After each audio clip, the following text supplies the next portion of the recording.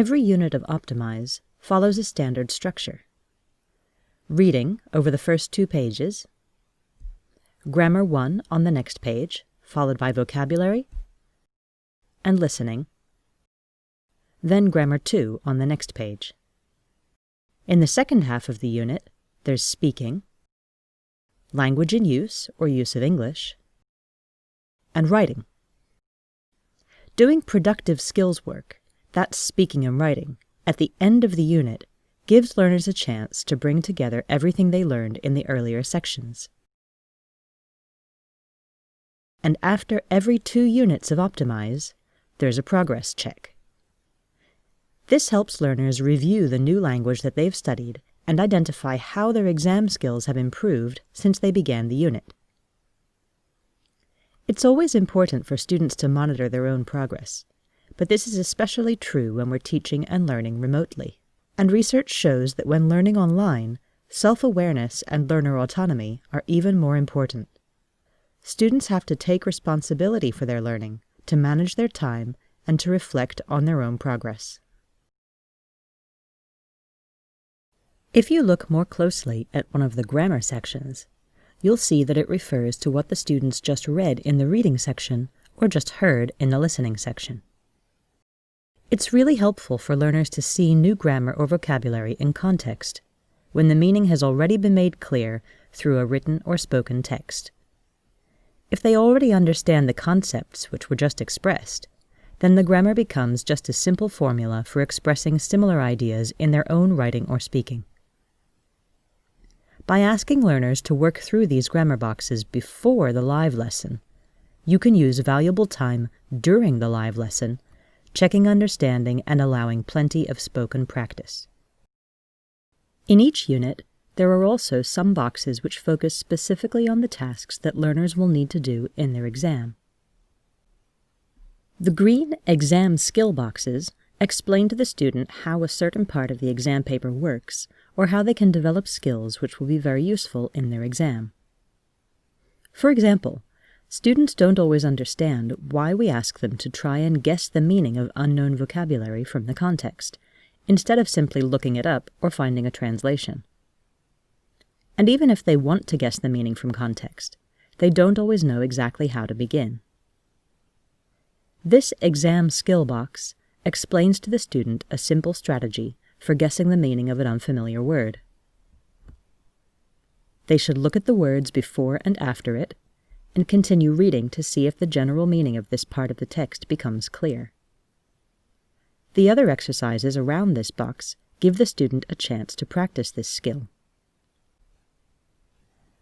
For example, on the next page, Exercise 4 invites the students to look at words which they probably don't know yet and match these to synonyms which they probably already know. The second sentence in each pair will help them find the answer. It's a good idea to encourage learners to practice these strategies on their own during independent self-study. You can use live lesson time to discuss the strategies, invite learners to share what they found most useful, and answer any questions they have before they try again by themselves. 2 other things that you'll see in every unit of Optimise are these little boxes and this Talk to Me symbol. Learning doesn't only happen from a book or in a classroom. These boxes help the learner take the course off the page. Sometimes they're invited to think, to reflect on how the ideas in the exercises relate to their own lives.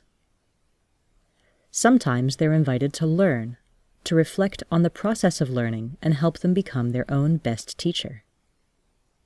Sometimes they're invited to give their own ideas about what they've just read or listened to.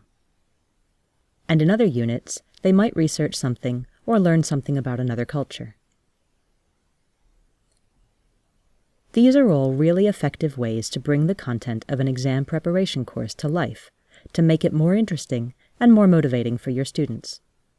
This is also a good way to use asynchronous study time. For example, students can research something online in their own time and then send their notes to the teacher by email or through the LMS. or they could use their notes as preparation for a spoken discussion or presentation in the next live class. And similarly, these Talk to Me icons show you where there's extra video content in the course that you can use to engage your students in the activities they're about to do. One of the good things about teaching and learning remotely is the concept of the flipped classroom. This means doing some activities before the live class in order to provide more useful and interactive speaking practice during the live class. In this unit, for example, the video provides a context for some useful language for the speaking exam, which the students are later going to practice. It doesn't matter here if one student needs more or less time to prepare than the other students. In a flipped classroom, students can watch this video before the live class as many times as they need to in order to understand these key phrases. Then, when they come to the live class and practice with a partner, both of them will be really well prepared to use the language in their role play. It doesn't matter if one of them needed more or less time to prepare. They're both ready now.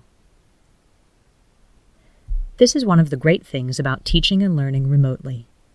Our lesson time and our lesson activities can be much more flexible, as students can do some work at their own pace. In the next video, we'll look at online classroom management when teaching remotely with Optimise.